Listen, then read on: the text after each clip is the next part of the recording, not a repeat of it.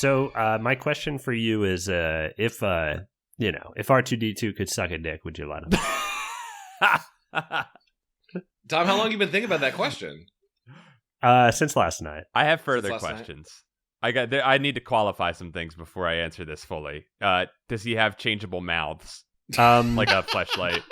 I'm not too sure. All I know is that you are on the Millennium Falcon. Okay. And, this is like after Jedi. Okay. But Luke's still trying to figure out what he's going to do, how he's going to continue fighting evil. Okay, so I'm not on the ship alone. No, Han is there. Luke is there. Oh no, Paul! Everyone's gonna watch. Everyone's gonna watch you suck. All right, now this R2-D2 suck you dick. Well, yeah. Luke comes in. He's like all covered in grease with a wrench. Okay, and he's like, "You're like, hey, Luke, what's up?" And he's like, "I was just doing some modifications to the R2 unit." And you say, "Well, what kind of modifications?" And he says, "Well, it can suck your dick now." and your reaction is. Did you make personalized mouths, Luke? I like that you still have your same question. Luke says, well, we were limited with what kind of things we have here on the Millennium Falcon. We don't have many molds or much, but it's soft enough for one time if you need it. Luke, I need to ask you a serious question before we go any further. Yeah, what's up? Did you test it out? Yeah, well, I just made sure it was working and it wasn't like grinding up your dick. Yeah, okay, good. I didn't ejaculate. You didn't come to completion. Okay. Hey, no. Me raising my hand. Chadar Temptacles. That's my Star Wars name. Temptacles here. It sounds like you want to. I'm sorry, but your character's name sounds like it gets its dick sucked by R2. No. That's a bias against my. No. Temptacles. We're tempted. Oh, even worse. No. Just a quick question here. Bounty Hunter here, original character here on the Millennium Falcon. Luke, you master engineer. Did you give R2-D2 the capability to suck dicks, or does R2-D2 have to suck dicks? Do you understand what I'm saying? Have you programmed him to do it? Yeah, no. So this is something I invented. I had a conversation with R2. Yeah. It is mutual that we wanted to put this modification on him. That helps a lot. And yeah, no. So it's all good. He wants to serve. Yeah, no, it's R2. I mean, he's a little firecracker, that guy. He loves to serve. Yeah,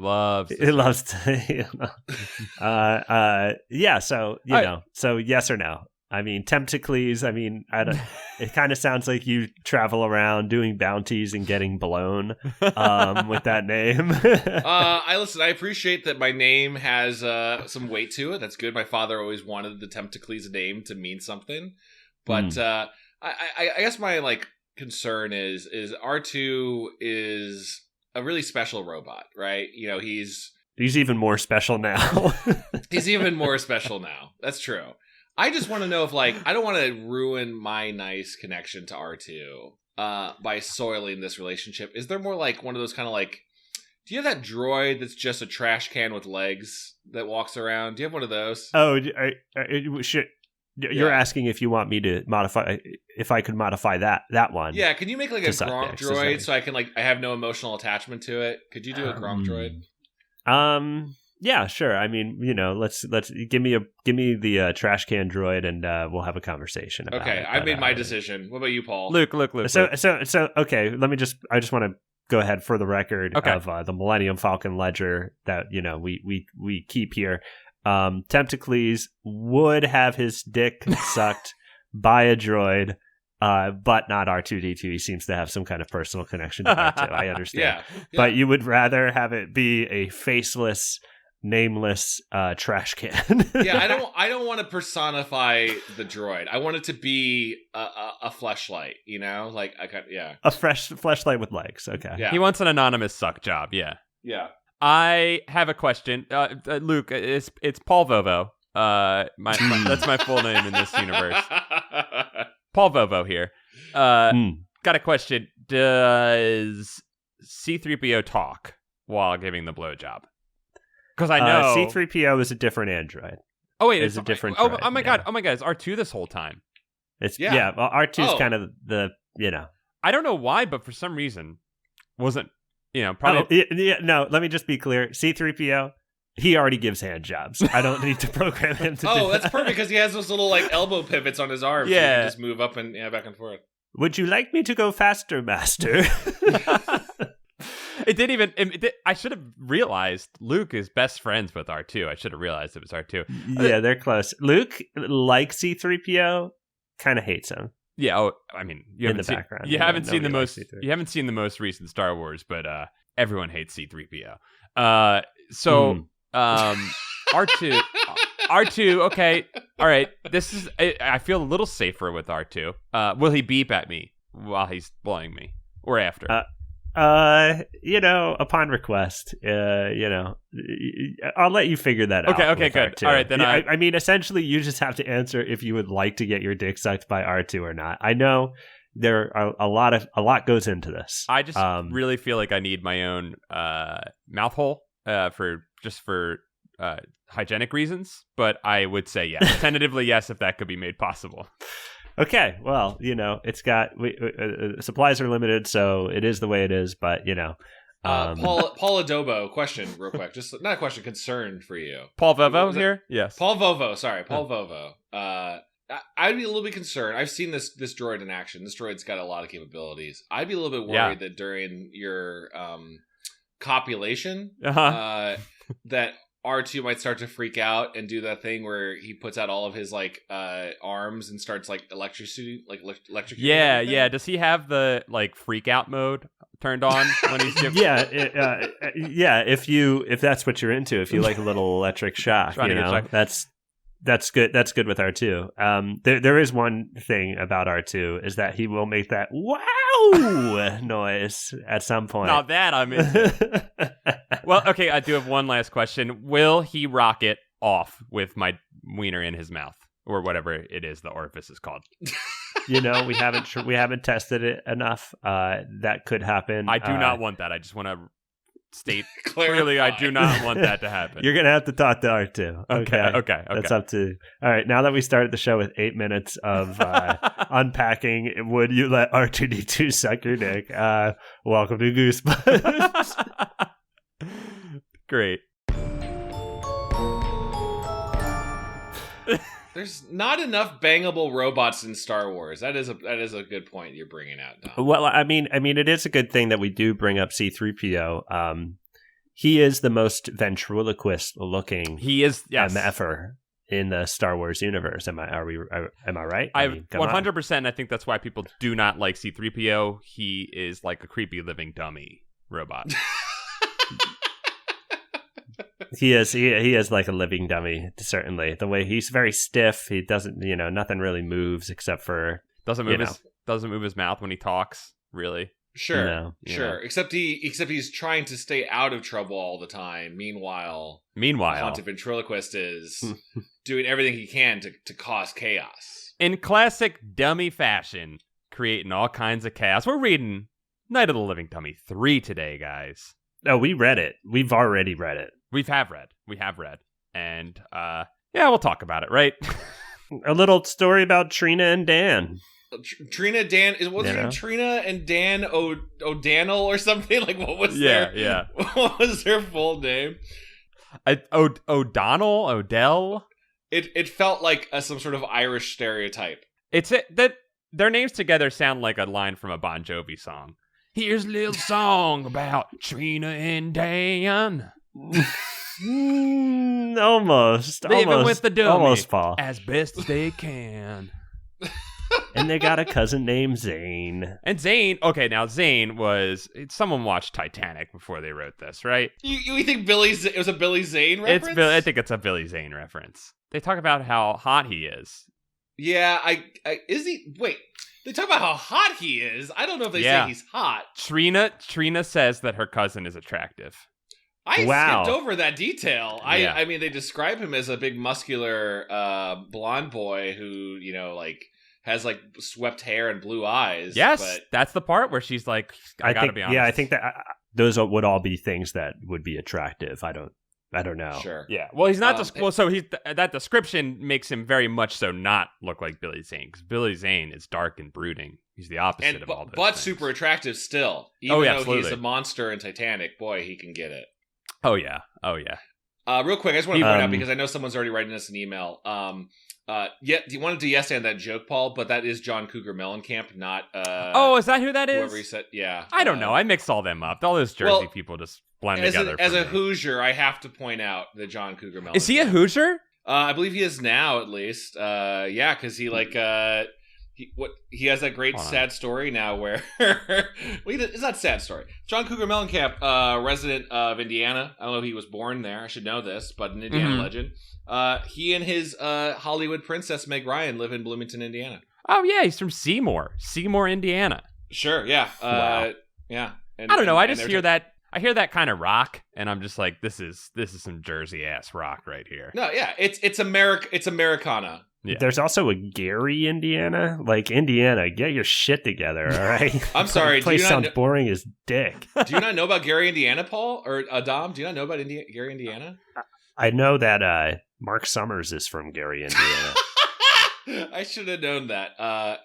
Fun. I know that because I used to watch Double Dare when I was a kid, and he said it one time, I think. This could be wrong. Oh, you're right, Dom. He would always look at the camera at the end of every episode of Double Dare, and he goes, "Fuck you, Gary, Indiana, I made it." He'd say it to the camera every time. I got it. He would have said, "And to everyone in Gary, Indiana, look at me now, you pieces of..." And then it would cut out. At the end. A lot of really boring names in Indiana, except for one area that I definitely want to go to, and that's Kokomo, Indiana. Oh, hey. We've all heard the Beach Boys song about Kokomo, Indiana. Mm-hmm. Yes, it sounds a lot of fun. I mean, we've probably talked about the Muppets cover on this show before, so yes. I won't get into it, but yeah. Absolutely. Yeah. Can I just talk about Gary, Indiana for a second? I just want to talk about Gary, Indiana for a second, since we brought it up. Yeah, let's hear Gary. Let's hear a story about Gary. I just want to tell you guys about Gary, Indiana to picture it. I bet you guys have some Philly stuff to connect to, since you've uttered its name. Gary, Indiana, famous mostly for a failed steel industry, and also the birthplace of Michael Jackson.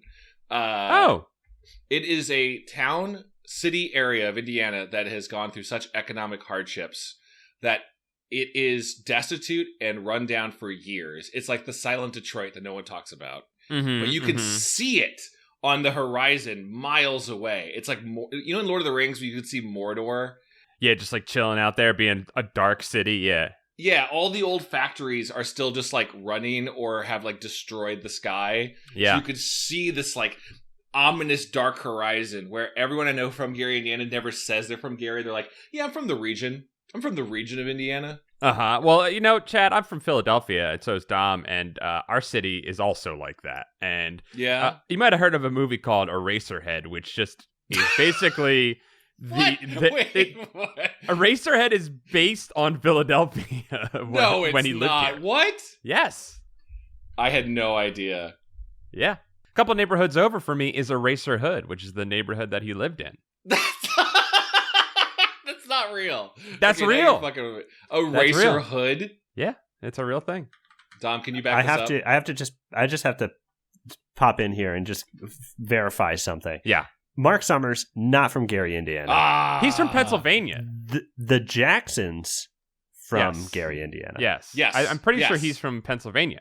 I think he is from Indiana. I'm just not sure where. I bet he's. It doesn't really matter. Mark Summers hosted 2 shows, and that's it. Yeah. Mark Summers, we'd love to have you on the show if you could be here. Please come in. Mark, we need to find out where you're from.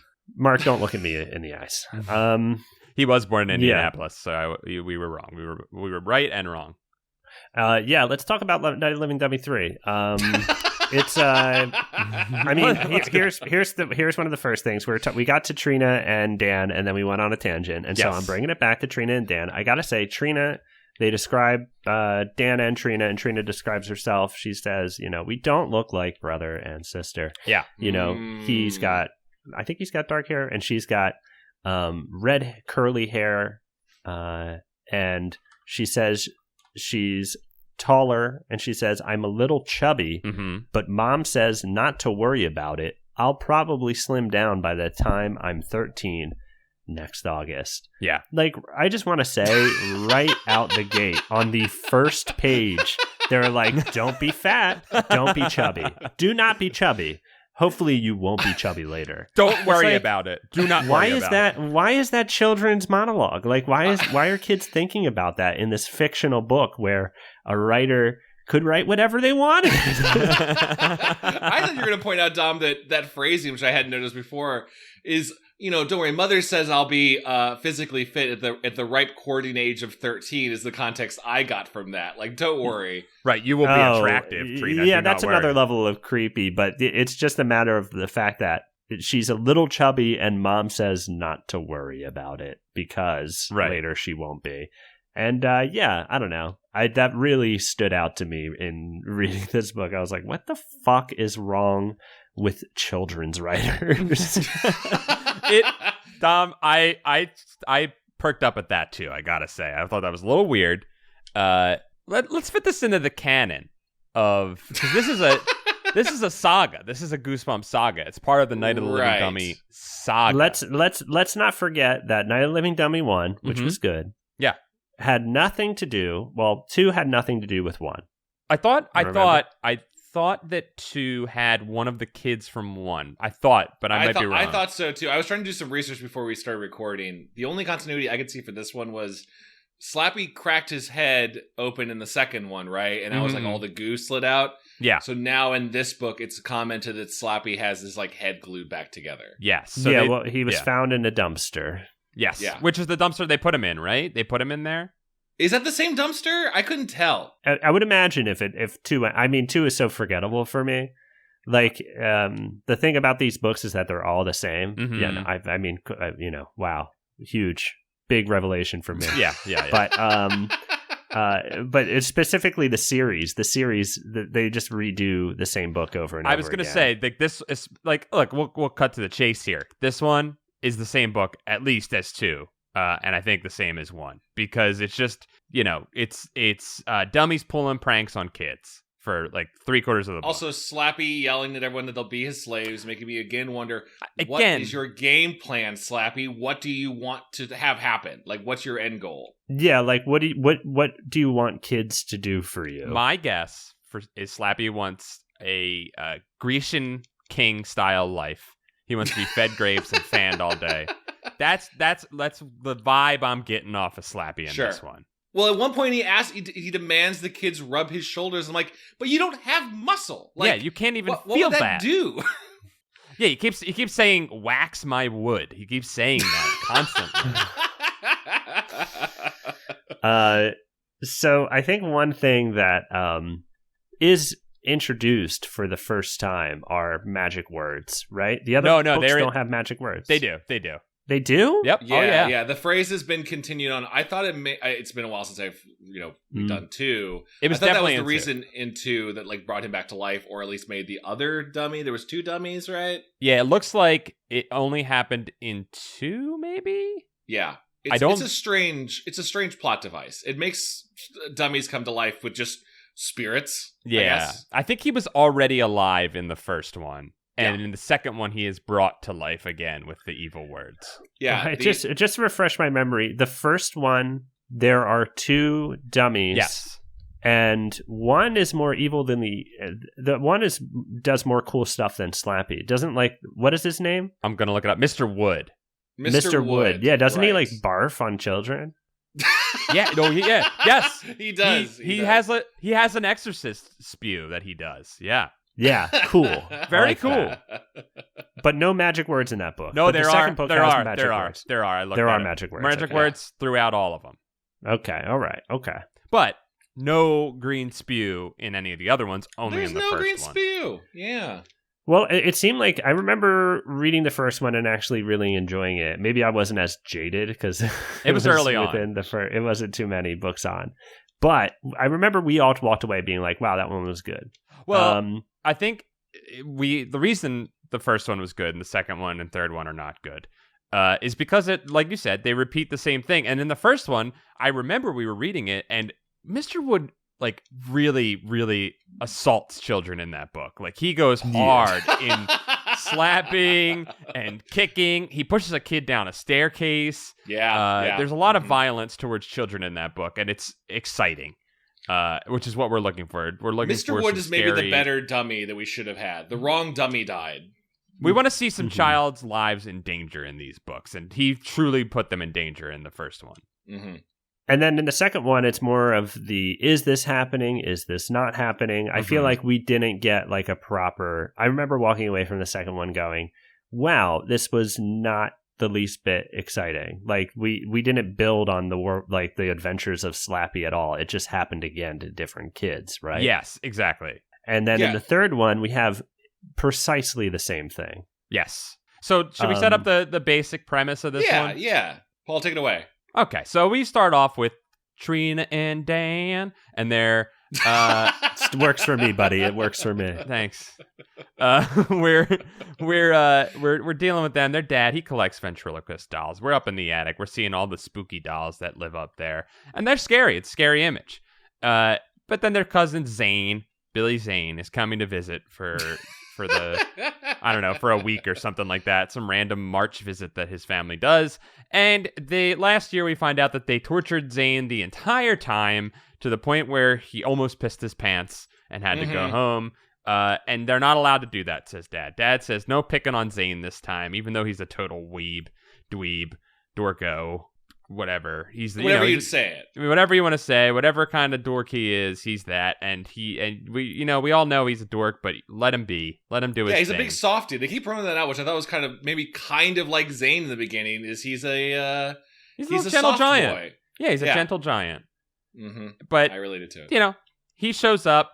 The scaring begins, and they start messing with him instantly, doing doll pranks on him, dummy pranks on him, and I think we also learn a little bit about Zane. He's into photography, which instantly it sets up that this is going to be the crux of a lot of pranks, right? Yeah, I agree. I mean, it's basically like things getting destroyed, right? It's setting up like the most precious item. It's like Chekhov's gun. Chekhov's like kid's camera, something's going to happen to that camera. Yes. Yeah. Exactly. One of the early things that happens, though, is Trina reads a slip of paper in So we should say that Slappy enters the home. We already set it up a little bit. Dad found him in a dumpster and brought him home. He collects dummies and restores them and puts new wigs on them and all. And so Slappy comes into the home and...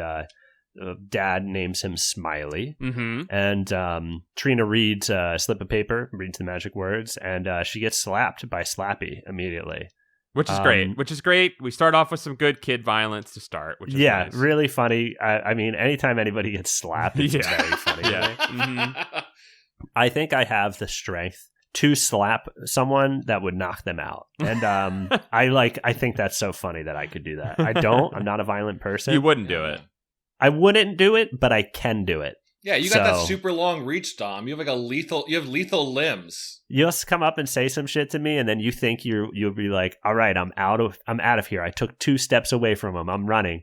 And then you're just going to get slapped in the back of the head, and you're going to be unconscious. And then you're going to wake up in the hospital, and the doctor's going to tell you, I'm sorry, but the slap destroyed too many brain cells. You're dumb as hell now.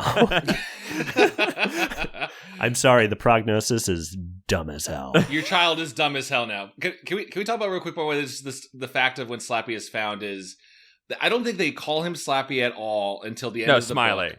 Yeah. So he's Smiley. So like I was just almost thrown because it's Slappy. Like the reader knows it's Slappy. Well, and I think RL throws a couple nods towards the reader in the book because he instantly calls him Slappy or Smiley, and then he slaps her in the face. And then they also talk about how his hands are slapping things like constantly. So he's winking at you throughout the book. He's on the book cover. He's right there in front of on the chair, starting about all these dummies. So I get it. Yep. And so he comes awake and the pranks begin. Can you believe that this book features 3 children, 1 camera, 1 dummy, actually more dummies than that, but actually 2 dummies. Again, it's who's the good dummy, who's the evil dummy? Rocky's the good, and Slappy's our bad boy. One of Dad's first dummies. Yes. And Rocky begins to appear around the home, scaring everyone. Seems to appear at the kitchen table by itself, waiting for the kids to find it. He drop kicks Zane as soon as he comes in the house for the first time. He gives him like a nice drop kick to the head. Were you guys picturing a Stallone dummy, by the way? Because I was. Like a Sylvester Stallone dummy? Yeah. Oh, Rocky, like I see. Oh, I was imagining like the classic, redheaded dummy that like that like ventriloquists have. There's a certain one. You guys know what I'm talking about, right? Yeah, I think that's what they want. I think it's even as described. Just in my mind, it was funnier the whole time. I was picturing a wooden Sylvester face, just kind of like with little boxing gloves, and he'd like punch you. But I hate that guy. Sylvester Stallone, your Italian certification has been revoked. This show has revoked so many Italian certifications. That one has been in the garbage. It was lit on fire, and the ashes are in the garbage. Sly, stay home, buddy. All right, you're too old to be doing anything anymore. Damn. That's right. If you need Italian certification, you should come to me or Paul. You must see Dom. Yeah, you should see me though. I think I am more Italian than Paul. So it's true. He's right. But anyway, yeah. So Rocky's appearing. Rocky's spooking people, and we go back into the Goosebumps trope of who's doing this. Yes. Who's pranking Zane? Who's doing this to Zane? Is it alive? Yeah, for a while we're oscillating between Dan and Trina, and they're blaming each other because they're not going to be allowed to go to summer camp if they keep doing this. Dad says, and they're pissed at each other because they think the other one's doing it, and then they realize together neither of them are doing it. They know for a fact because they bump into each other at a moment when neither of them could have been pranking the other one, and they blame Zane. I do want to point out, by the way, that I liked that detail of the siblings not believing one another. I don't know why that helped me more in this one. Like, yeah, we've read the story at least 3 times already. But yes, because both kids had a history of pranking, are proven to still prank in this book. A history of pranking, like a history of violence, but it's for Goosebumps kids as they're adults. Their permanent record says history of pranking. Like, I was able to buy why they were both letting this kind of go on, because they're both obviously suspecting the other person first, as opposed to, just one kid going, "Dad, I promise it's not me," like that kind of thing. This is the pranking runs so deep, and there's obviously a lack of trust between these two children as they make it. And I'll jump ahead just to prove this. They make a truce with Zane at some point about not pranking each other, and they don't even trust that because there's so much distrust sown amongst this house. It's really a fractured family. But this is like kind of the big piece for me that is tough about this book, because here we go. It's Night of the Living Dummy 3. Slappy's back, 3rd time, and we're talking about Rocky, Dan, Trina, and Zane. We're not talking about Slappy. We're not talking about Slappy. Slappy makes an appearance. He becomes the climax of the book, but why give us more rigmarole, Right. Why give us the runaround, Why, why, I was going to make a reference to a joke, to a song. I don't have it, okay? It's just, it's just a little too early for me, folks. It's almost 11 a.m. here. Oh, but, boy. It's frustrating. I mean, I wish, this is my complaint about the sequels. I mean, Monster Blood is pretty bad with it. I forget, what was the last big sequel that we read? Was it Monster Blood? I think Monster Blood. I think it was. If not, I mean, there's only so many now. Yeah, it's either Haunted Mask or Monster Blood. It was Haunted Mask. Haunted Mask, I think, was the big one where it was like, this is the same plot as the first one. Right. Yeah. So, anyway, here's the thing, and this is what I think the point you're getting to, Dom, is, look, we already know that the dummy's real. The kids don't know that, but we know that. So, like, just get right into just the dummy, like, extorting these children as slaves. Just make them be, have him, like, dominate them with his dummy power for a little bit. I was weirdly looking forward to Slappy going, like, I wanted the chapter to be after he calls them slaves where they have to kind of do what he says for a while. Like, Dad and Mom are like, well, I'm going down to the store to get some ventriloquist polish to polish off my dummies. You kids wax his wood. Yeah, you guys do nothing wrong, and I'll let you go to camp. And then Slappy just makes them, like, not degrade themselves, but like just he's like, now stab one another or whatever. Like, well, I mean, he calls them slaves, so we already have a taste of that too a bit, right? Yeah. Like he is demeaning toward them.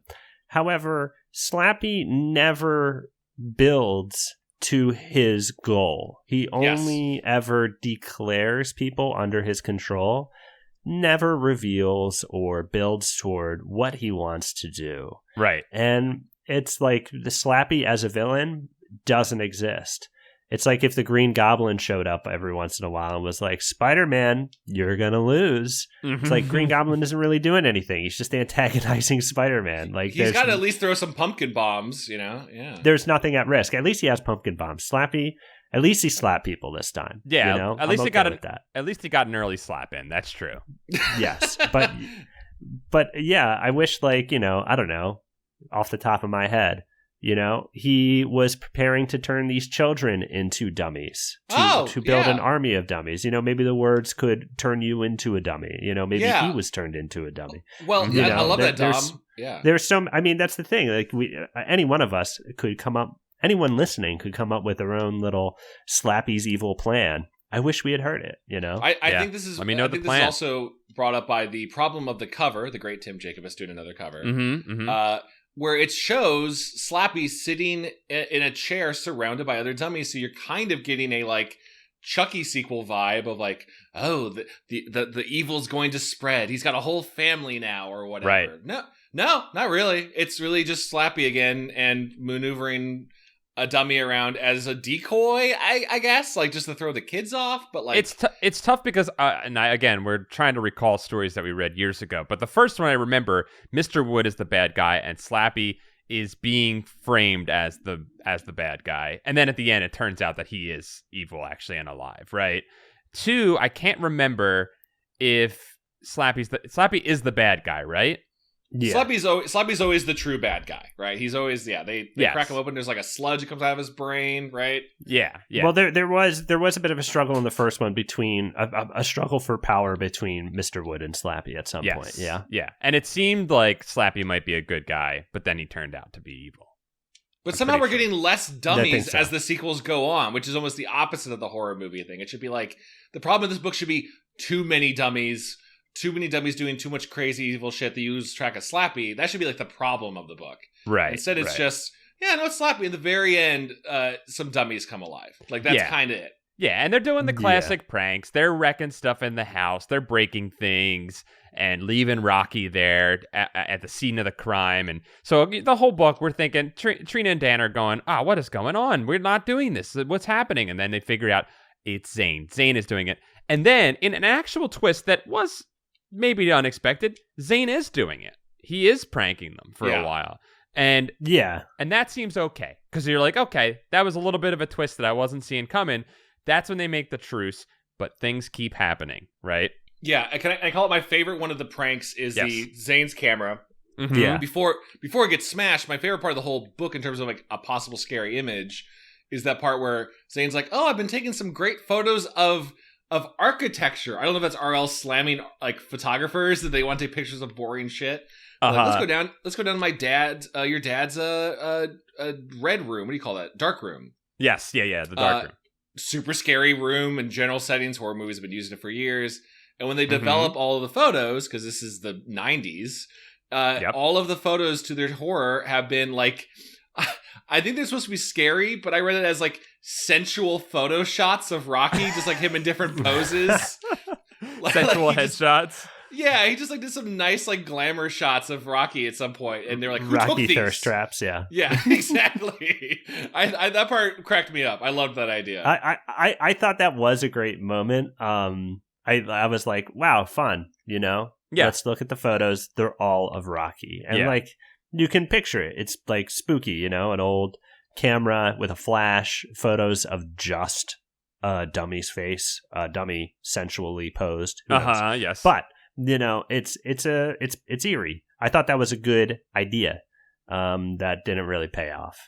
Right. Then there's another creepy imagery where Trina is having a dream and all the dummies are dancing together in a circle and to a creepy song that cannot be heard, which I thought was another creepy image in this book. And I have to stop you there or go build off that point. Yeah. I have to build off that because that is a device that is used in Goosebumps so often. Somebody has a scary dream that is more scary than anything going on in the book. Right. Like, what is the point of that?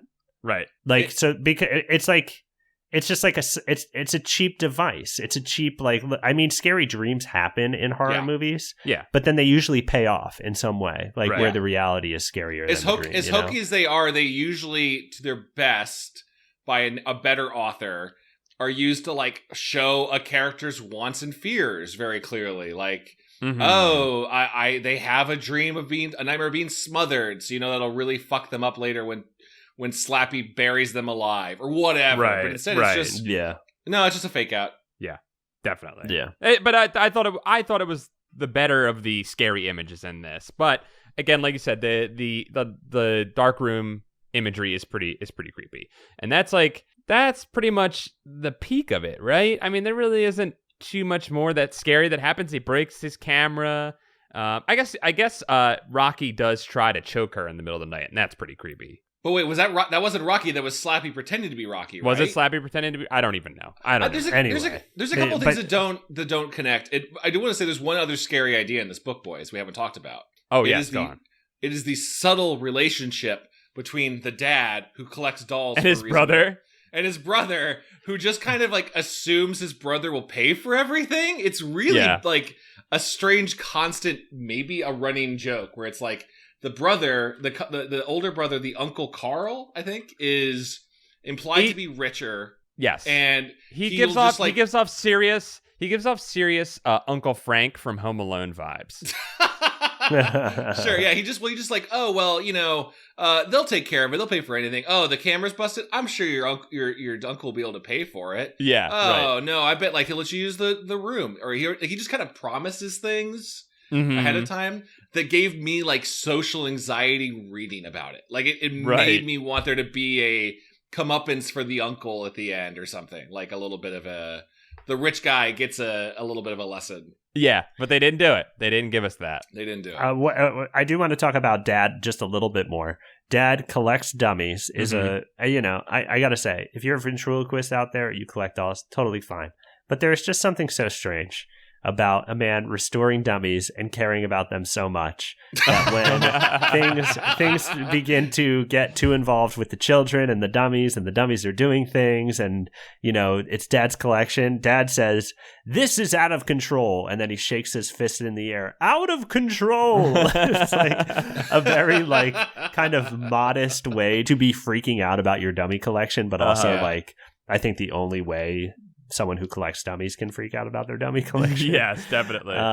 But yeah, it just kind of, it was like a step back, full picture kind of image where it's like Trina and Dan are doing their damn best with this weird dad that they have. Yeah, they really are. You know, they have a lot of patience for this weird dad. Yeah, she even gives him like a sympathy laugh at the beginning because she's like, he'll just keep going. He will keep making bad jokes unless I laugh at this, which is a really relatable moment. I also thought it was interesting. Chad, you asked if RL is being disparaging about Zane's photography. I got the impression that he was trying to encourage kids to take up a hobby because there's a moment when I thought it was really funny. This is a really funny, your parents always calling every video game system the NES, even if it was a Sega or whatever. Yeah. There's a great moment where Zane is talking about his hobby of photography to Dan, and he asks Dan, "Do you still play video games?" And Dan is like, "Oh yeah, I just got the new NBA Jams, plural." Jams, plural. I thought that was amazing, the plural game. It's a great moment of just like, he's trying to keep this, relatable for the kid, but it just misses one letter off. Well, here's something interesting about that detail. I was actually I bought I have Night of the Living Dummy 3, but I just could not find it this morning, so I just bought it off Amazon. So it's the reprint that I read, and I noticed on the wiki it pointed out that NBA Jam was omitted from the reprint, so it was a copy.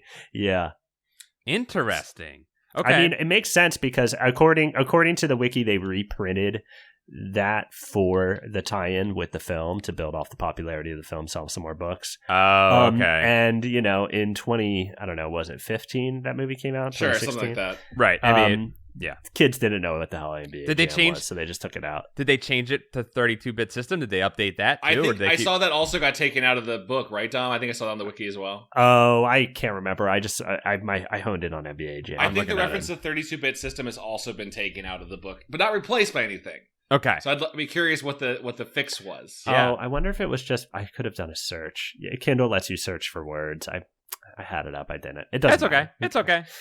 But anyway, yeah. So, I think he is being encouraging of the hobby, though, and he is showing a person who is enjoying and seeing life and the beauty inside of it through his. Do you remember there was like a string of Goosebumps books that started like within the first 3 chapters, RL would just like fucking shit on something kids liked. Like if it wasn't comic books, he was like, "This sucks.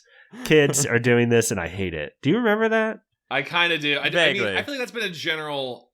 I've been feeling the reverse of How Do You Do, Fellow Kids in all of these books, where it's like you can feel the eye roll in all of them. To me, at least. Right. Sure. Right. Yeah. This one felt like he was trying to be like, stop playing video games and take some damn pictures, kids. That's what I got. That's the vibe I picked up. But he always unpacks it in a way that's very personal. Yes. Like he'll have the character. Well, again, RL, I think these are the things that RL had peppered into these in the edit. But yeah, he would always take the perspective of the kid and be like, I'm a kid. I don't see why kids do the X. X is stupid and dumb. Yeah. I'd rather learn about plants. Which is fun. Yeah. I actually really want to bring this up because I'm trying to find... There was a moment where I felt like the kid's dialogue was actually really on point for just kind of like banal child talk. Oh, yeah? I'm trying to find it. It's when Zane first shows up and they're like... I think they're like out like taking pictures or something like that. And they're like trying to be nice to him. And they're like, it's real cool that you take pictures. And he's like, yeah. Oh, here it is. Yeah. He's like, yeah, I want to take some pictures, he replied. He raised his camera in both hands. Cool, Dan said. That's a cool idea. I could see that he was trying to be friendly to Zane. I didn't want to be left out. It's neat that you're into photography, I told Zane. Yeah, I know, he replied. I thought that was like perfect, banal children talk. Like I was like, I have definitely been a part of young children conversations that are that baseline and banal. It's great. I still have those conversations.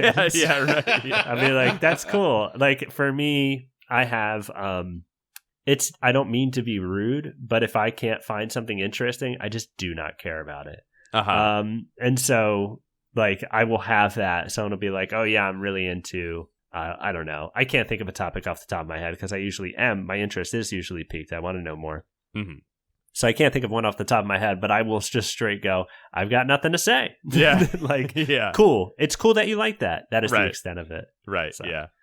But so anyways, they have the run around. They discover while taking photographs, they discover a well in the backyard. Eventually, shit goes down. And that's when Zane's camera is broken and he has an absolute freak out.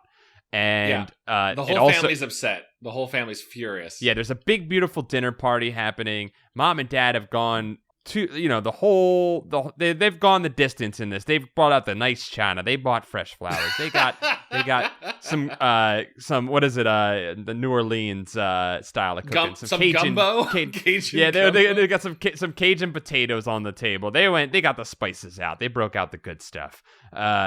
And they're about to have a nice dinner, and then Zane's camera is broken, and then they all are upstairs, and Dad is super upset. He's convinced that Trina or Dan are up to this. And then Zane runs out of the room, and then downstairs we hear another crash, and they all run downstairs to find everything absolutely destroyed. Just completely, just the whole room is just wrecked. Mm-hmm.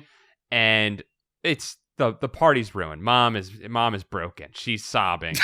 Dad is shaking his fist in the air as Dom said, saying, "This is too much. This is simply too much. A crime has happened here today. This cannot be. I cannot abide this." And he goes upstairs, and that's when the kids decide they think Zane did it. They still think Zane is double crossing them on their prank truce. Paul, not to cut you off, is that the same disaster? Because there's so many crashes. Is that the one where they come downstairs and the wine is spilled? And I believe Smiley and another dummy are toasting one another? Yeah, they're toasting each other. I think it's actually, Smiley, a.k.a. Slappy, and one of the other named dummies from upstairs are chilling down there. Cheersing over it. Yeah. This all happens after the children are assaulted by Slappy, and they know who Slappy is at this point.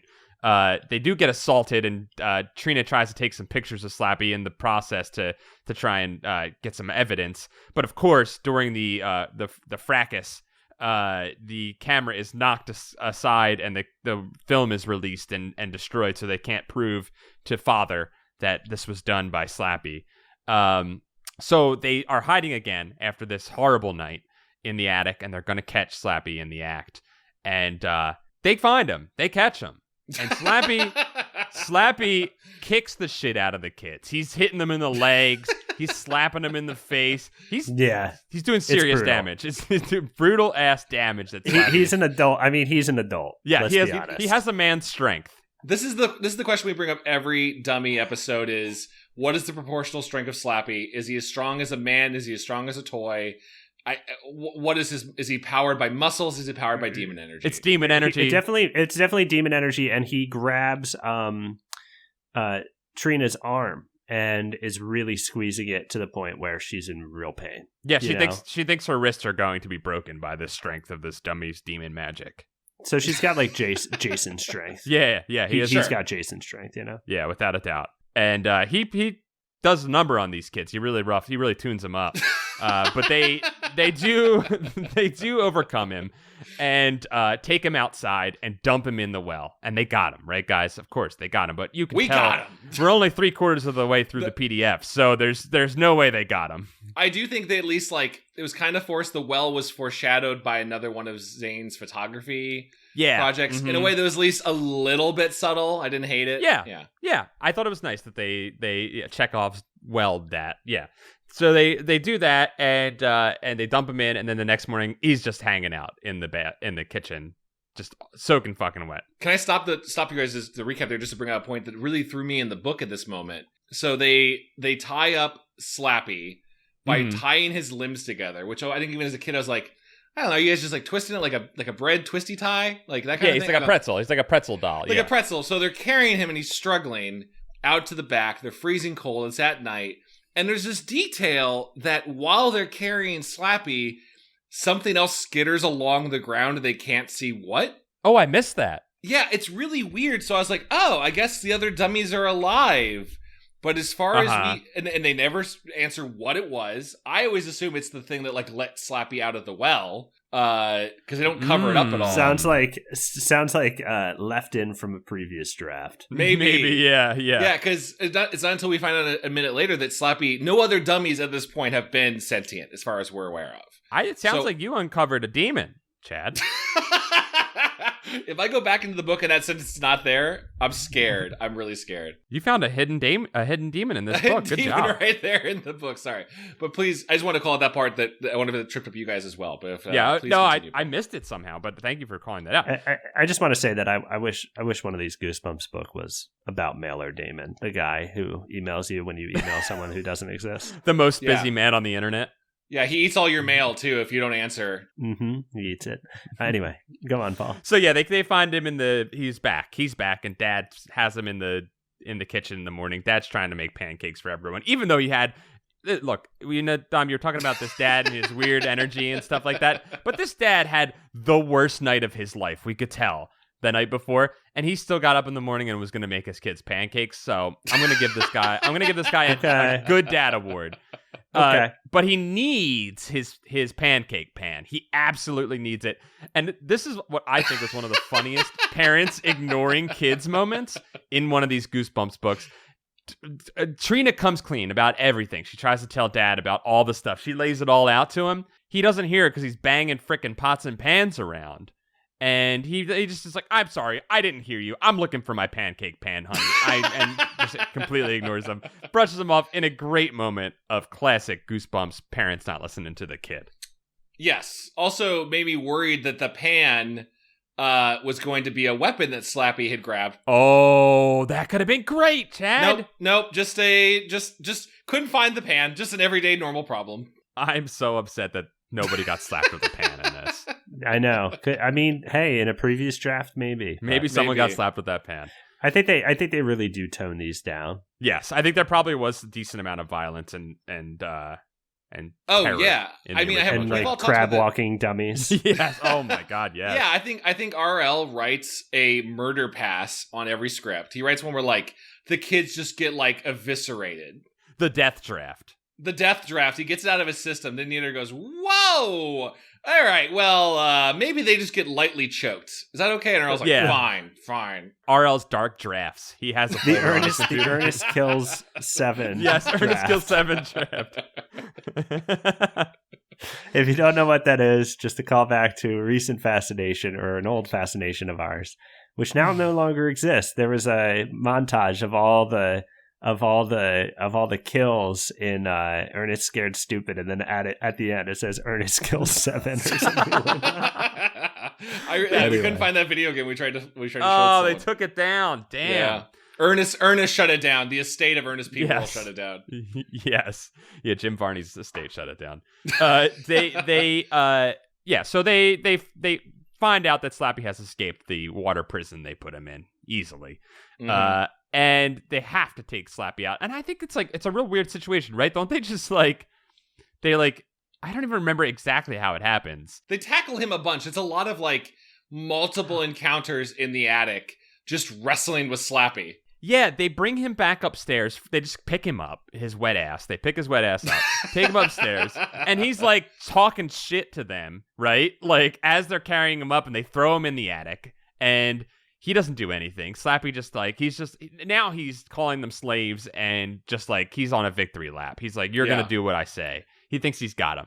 His only motivation, I was gonna call it Paul. His only motivation here is only in this maybe like half a chapter where maybe there's a through line of, I will make you guys be my slaves all summer. I will keep it so that you guys never, like the closest to a game plan of, I will behave so that you guys do what I say and you guys are my slave. I was like, okay, Slappy's at least thought through a step of this. Right. He's not a big picture guy, but he's got something cooked. Sorry, I just want to point out the only time Slappy thought ahead. Sorry, please go ahead. No, definitely. So they throw him in the attic and they decide we're going to go up and we're going to take him out again. We're going to try again. We're just going to repeat the same step we did last time. We're going to go upstairs and we're going to try again and take this guy out. So they go up and they sneak up at night and they think he's asleep. And Trina has the idea of like, hey, maybe I'll read the words again. And we'll get him. And Slappy is sleeping. They walk upstairs and Slappy is resting his demonic energy in the middle of the floor. They sneak up to him and she goes to get the card out of his jacket pocket, and then Slappy, of course, was waiting and says, "Gotcha!" and he slaps her again in classic Slappy fashion. Well, he grabs her arm, doesn't he? And this is where he squeezes her arm and she's like, "My wrist." Yeah, so she's getting jacked up by him again. And luckily for us, though, Dan is quick thinking, grabs the card, doesn't try to stop Slappy, grabs the card, and reads the words out, but they don't work. And Slappy laughs in their faces. And then all of the other dummies come to life and begin to surround them. And they go to town on Slappy. And we hear Slappy scream, a horror scream of death, a death-curdling scream. And they gang beat Slappy down. Yeah, I think it's described as like maybe the closest thing to a scary image in this book of just like a mass of writhing dolls on top. They said there was like a dog pile of just like dummies twisting around Slappy, so you can't even see him.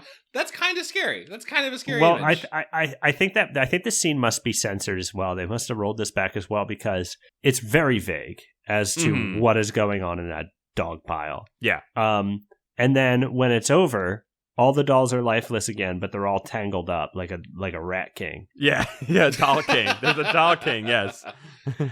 And it's kind of interesting. It's like, what happened? Like, it's not definitive. And maybe by design so that they can set up the very end. Right. Which is what happens now. So they do this. They think we're freed. The dummies saved us. The other dummies saved us.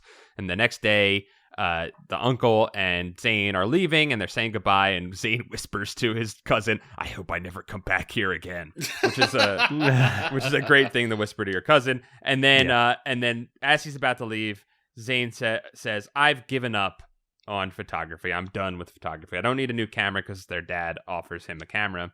And he says, "No, I think I'm taking up ventriloquism," to their dad. And he is overjoyed by this. And he's like, "Oh, run upstairs and get him a dummy, Trina. Go get him one of the dummies." And what does Trina do? She goes up, she grabs Slappy, she brings him down and hands him to Zane and says, "Have fun." And fucking Evil curses her cousin for the rest of his life to have an evil Slappy doll. Winks at her as he's loaded into the car. And he winks at her, yep. And that's it. The dummy winks at the end. And we're left with another open-ended ending where Slappy can continue his evil reign of maybe having slaves for some unknown reason at some point. To a goal, who knows? A goal unknown. I would love to have a Night of the Living Dummy book start with enslaved kids serving. That would be great. Yeah, that'd be great. Let's start there, and then something happens. He has to get away, or he's discarded in a way, or he's hid. Mm-hmm. And then we have more adventures of Slappy outside of that. I would love that. I know that the Goosebumps series, there's a whole Slappy's series. Apparently. It's like Slappy World now, which at some point maybe we'll dive into. I don't know. I mean, maybe that's what he was building to. We never got to know. Maybe.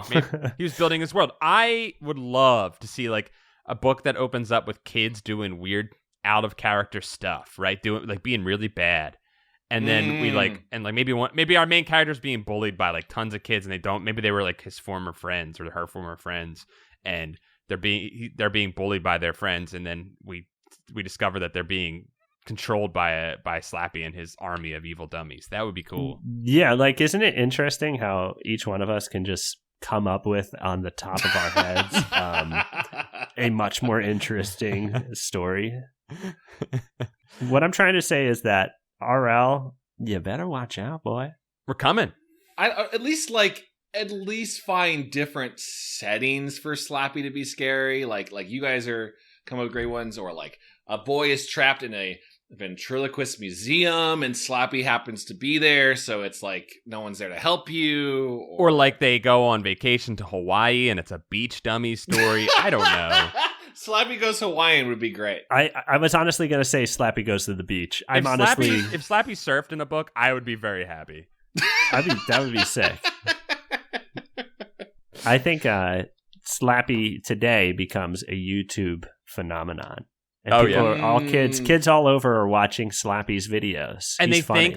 They think that he's a ventriloquist dummy. They think that somebody's puppeteering him. But nobody can find creepypasta. Yeah. There's a creepypasta rumor about Slappy about how there is no ventriloquist. There is no, the place where he says he lives, it doesn't exist. Oh yeah. And then Slappy fucking starts telling kids to do stuff, and he starts calling them as slaves in his video, and they all get freaking video droned. Oh, yeah, I love it. Yeah. I love it. I love that. And then he gets content ID'd, and he gets real evil. And then he posts a video where he's shirtless and you can see his nipples, and YouTube takes him down.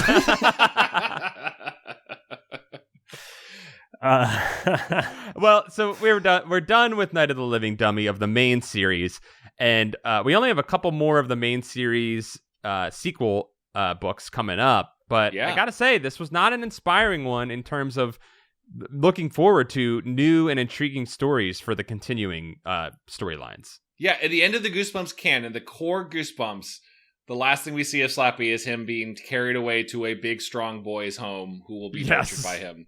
Yes. It's not the best at all. I would love to watch the TV show episode of this one. I think we've watched a couple of the other Night of the Living Dummy ones. I think they merged together too. Yeah, I'd like to see how much violence they put on the kids in the TV show ones. Yeah. I mean, what do you guys think? Like, in terms of, if you had to give this how many dummies out of 12? Let's say there's 12. I think there's 12 dummies. How many dummies would you give this book? 2. I mean, there's like a couple moments where I was like, that's cool, but that's it. Like, I just did not care. It's the typical treatment. The typical. Yeah, that's fair. What about you, Paul? How many dummies do I give this? Out of 12. Out of 12 dummies, I give this one broken camera. Out of 12 dummies. Yeah. Damn. Okay. Yeah. Shit, I regret giving it 2 dummies. I should have given it 1. I $1'd you, Dom. I'm sorry. Yeah, you dollared me. I might be a little bit nicer to it in terms of like 4 out of 12. Mm-hmm. Only because the camera stuff was like a little bit interesting, but yeah, it's not good. This one had the best foreshadowing stuff. I think they did a good job of setting some stuff up that they paid off at the end. But in terms of like scary dummy stuff, like this book has so many tricks that the other books use where it's like, was it happening? Wasn't it happening? Yeah. Whereas the first one, like, shit is happening. It's fucked up. A dummy exorcist vomits on a kid. That's cool. Yes. It's cool. Kids get pushed downstairs. Yes, kids get cool. I want to see that. And they hint at a kid getting pushed down the stairs in this book, and it doesn't happen. Yeah, they referenced it. I thought that was going to be a thing for later. Yeah. They talk about the stairs. There you go. The very beginning of this book is talking about a precipitous set of stairs, and nothing happens. What a waste. Shame. What a waste. Yeah, so not the best one, but I'm glad we got to revisit Slappy again. Paul, you have you're a brave boy, but you have a long running history of being scared of dolls. I do, yes. Are you feeling stronger? I now know that I have a better planning than evil dummies. I know that I can think further into the future, so I think I could outplan an evil dummy. Mm-hmm. But I do not know that I could defend myself against their demonic dummy strength, because that's the one thing that I've learned. That's scary. Yeah, it's very scary stuff. I got to say, these books were the ones I was the most scared of as a kid, obviously, because as we've said, I had dummy fears. I had doll fears. But I remember reading at least the first one, and I think the second one, as a kid, and I remember reading these and being like, these are not scary. And it made me I think it was a turning point in my youth where I realized that I was not as scared of dummies or dolls as I thought I was. That's good. That's a good thing. Yes, it helped me. These helped me. I realized that, now, Paul, you're faced with the biggest dummy out there, man. Oh, what's that? It's Joe Biden. And this campaign he's running. I mean, his dummy campaign.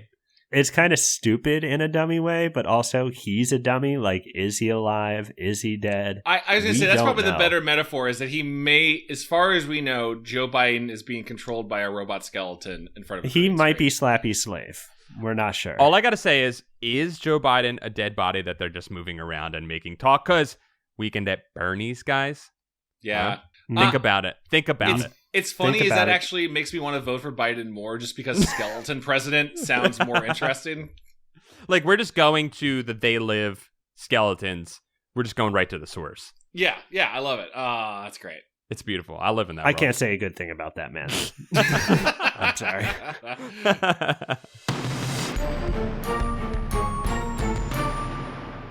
Guys, I think that's Goosebuds. I think we did it. I think we finally finished up the dummy saga for the main series.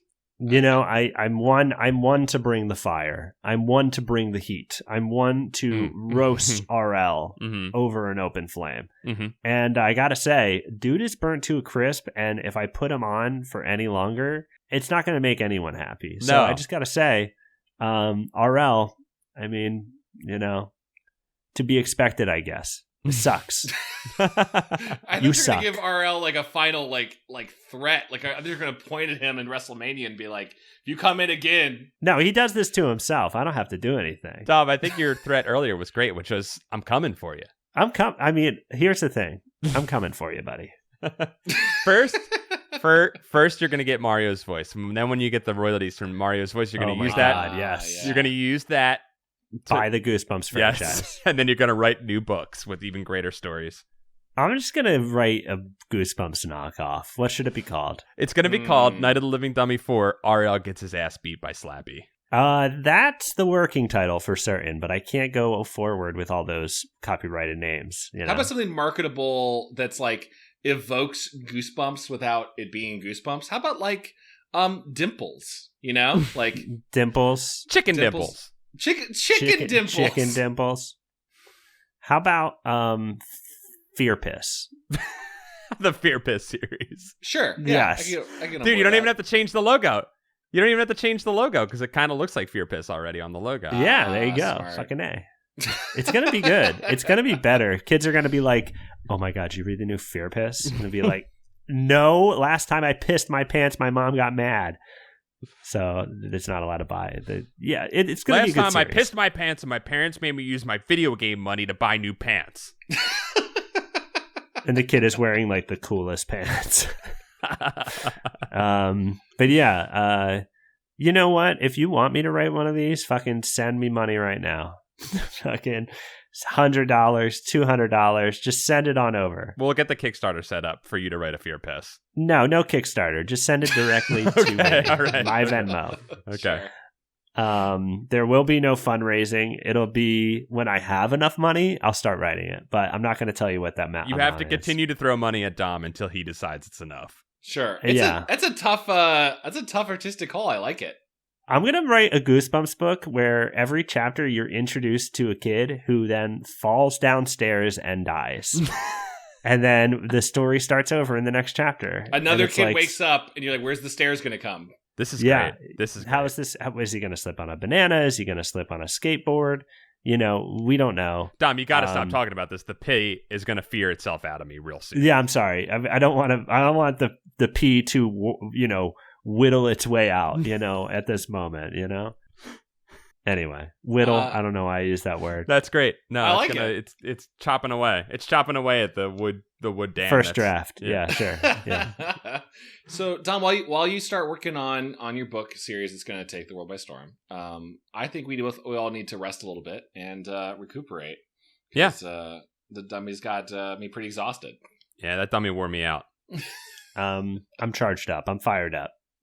Stick around if you want to hang out with me. Yeah. Okay. Hey, this was great. Goosebuds. It's a show. This is another one. I hope you had a great time.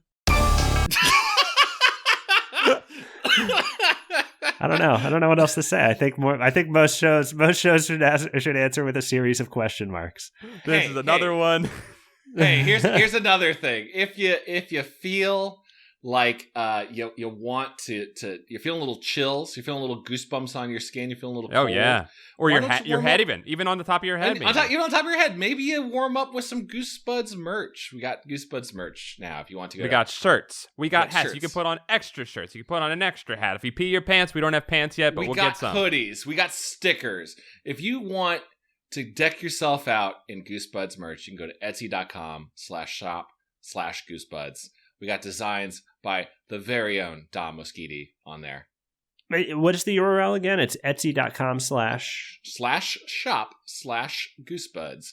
Or you can also go to our goosebudspod.com website, and it'll link you there as well. Get some. These are shirts RL will never wear, so throw it in his face and get one. Also, if you're listening to this and you want to support the show and vote on things we read, be part of our cool Discord where we have amazing fans who are just like playing Animal Crossing and Space Kings all the time together. You can join our Patreon at patreon.com/Goosebuds, a really wonderful community of supporters that we love you, dear. It's a fun, a friendly, and a nice space. Everyone is very nice to each other there, and I love it. Yeah. Well, hey, let me wrap up with this, guys, because let's be aware that outside the world is burning at the time we record this. Mm-hmm. This book also took place in March, and they wanted to go outside a lot, which I thought was very real. Wow, I didn't even think about that. Great. And they talk about, you reminded me, I did think about it while reading, because they talk about a nice March day, and I was like, we just had one of those. We weren't allowed to go outside, though. We weren't allowed to go outside during it. But if you are also dealing with all of this outside, we're with you. We're all indoor boys trying our best to stay sane. Guys, what are you both doing to right now? What's your favorite thing to do to pass the time while we're in self-quarantine? I mean, I'll speak a little bit for Paul here, but then I'll let him speak because he's allowed. He's an adult. He can speak for himself. But I do love it when you speak for me. I love it when you speak for me. I don't have to talk. Paul and I, our lives not too interrupted. No. Our day-to-day typically involves us staying at home, doing our own work, coordinating with people over the phone. or over Discord or whatever chat service to, do these independent productions that we do. I think the only thing that has changed is that Friday, Saturday comes around, we usually go out and do something. Yeah. And so, now we're staying indoors more, obviously. I do want to say that I had a bunch of work that is almost done. I'm almost done all that work. So I do have a little bit of extra time, and I just kind of want to play Diablo 2. Oh, yeah. Ooh. Well, that's something I've been killing time. Well, not killing time, but just trying to keep people entertained and keep people's spirits up. One thing I've been doing is streaming for we have a Patreon for our web show Continue, where we play video games, and I've been doing streams just for those patrons. And I actually, Dom, got requested to play Diablo 2, and now I've been thinking about it. Oh, hell yeah. If Diblo's back and he needs to be slain, you have my sword. You've got my paladin auras. You've got my floating hammer. I was actually thinking of firing up my GameCube and playing some of my Animal Crossing town that is covered in weeds. I'm not going to get the new Animal Crossing. I've got too much to do in my immediate home. So I was like, I want to get the new Animal Crossing. I love the series, but I probably won't get it. I'm loving. I've been spending a lot of time in Animal Crossing, and I'm loving decorating my house. I feel like the house decoration mechanics have improved incredibly in this one, to the point where there's a significant amount of extra space and ability to move stuff around. And the walls, you can decorate the walls like crazy. Is that not a thing you can normally do? Because this is my first time playing, and I'm like, I don't know what's new and what's just been standard. You could put stuff on walls, but now there are like various levels, and you can move them up and down, and like you can have, so you can actually like create stacks of things or frame or shapes of things. It's incredible. And I've been having a very fun time with that, and it's actually inspiring me to do a lot of stuff around my house now that I'm in here. Yeah, so it's actually been a nice, like it's been actually working as a dual thing. I've been doing it in the game and in real life. Well, that's what I did yesterday. I just organized my house, and today I have things to do, but then I'm going to clean my house. Clean more. So. That's what I'm going to do. Chad, what have you been up to? I've been doing the same, but doing that double dose of Doom Eternal and Animal Crossing. Doom Eternal's a blast, not killing me as much as Doom 2016, but a little salty, fun. A little sweet. Yeah, right. It's a little, but there's some pretty rad shit. But Animal Crossing, my first time, me and the girlfriend are playing it like nonstop. It has given me a ton of like, I don't know if you guys ever used Animal Crossing like this, but it's feeling very meditative. It's feeling like a digital Zen garden. It is. Yeah, well, that's kind of how, I think the original goal of the game was to create a home for people who are away from home, Yeah. So it's kind of like, it is very zen and chill. I mean, the music is so good. So it's scratching a lot of itches. I recently played Sims 4 with the girlfriend, and Sims 4 is great, but it's like such a different beast, even with cheats on, where you won't have to worry about happiness. If it's like kind of anxiety stressing. And Sims is funny. It's like it feels a lot more like, I don't know, real life work. Like Animal Crossing is like a fun playground where you get to socialize and have fun, whereas like the Sims are like, okay, now command your Sim to exist within capitalism. Right. It's stressful. It's way more stressful. Yeah. But I've been enjoying that. Also, got into I'm very hit or miss with anime, but I've been getting into My Hero Academia. I'm on like season 3 or 4 right now. It's kind of hard to say. I'm at the hero certification exams in a non-spoiler way to say where I'm at. I'm enjoying it. It's pretty positive. I think I've just been enjoying like the more the real world kind of sucks. I'm not trying to like bury my head in the sand, but like looking for positive stories that can inspire me. You need something to get a little break every now and then. This is the time for a little bit of extra escapism, I would say. Like, obviously, pay attention to the world and do what you can to help people, but you need to give your brain a little time to breathe too. Totally. I've been enjoying a lot. If you're a fan of like superhero high school tropes, if you like the best X-Men stories where it's about just like teenager kids trying to learn their powers and learn, it scratches at it super well, and I've been digging it a lot. Yes, that's good. I'm glad you're enjoying it. I've heard it's great. It's very, very fun. I mean, again, also just trying to stay safe, and I look forward to when I get to hang out with my friends and do podcasts like this with you guys. I can't wait till I can fly to LA again when that's Oh all my out. God! It'll Can you be great. imagine? We're gonna go to that rave, Paul. You know? We'll go to that I'm rave. telling you, we're doing the rave. I'm in. Sick. I'll be there too in a latex bodysuit. I hope that's okay, Dom. It's definitely Yes, okay. you have to be suspended from the ceiling though. You can't do that. Sure, that's fine. You cannot be walking. That's fine. You have to be on rails on the ceiling, flying around. I would genuinely probably prefer that. Yeah, you need to be on display for us if you're going to do that. Sure. Please. Guys, I say we call this episode, right? You guys want to get out of here? Yeah, I gotta eat something. I'm super hungry now. Go eat! Go eat and consume and take care of yourselves. Yes, be nice. But be nice. And in the But be wise nice. words of the spell that awoken Slappy, Don't say it now! Karu Mario Dana Lorna Molanu Carano. Oh no, Paul's a doll now. Oh, Paul, we'll live forever. I love you, boys. I'll see you soon. Bye-bye. Bye bye. That's my doll noise.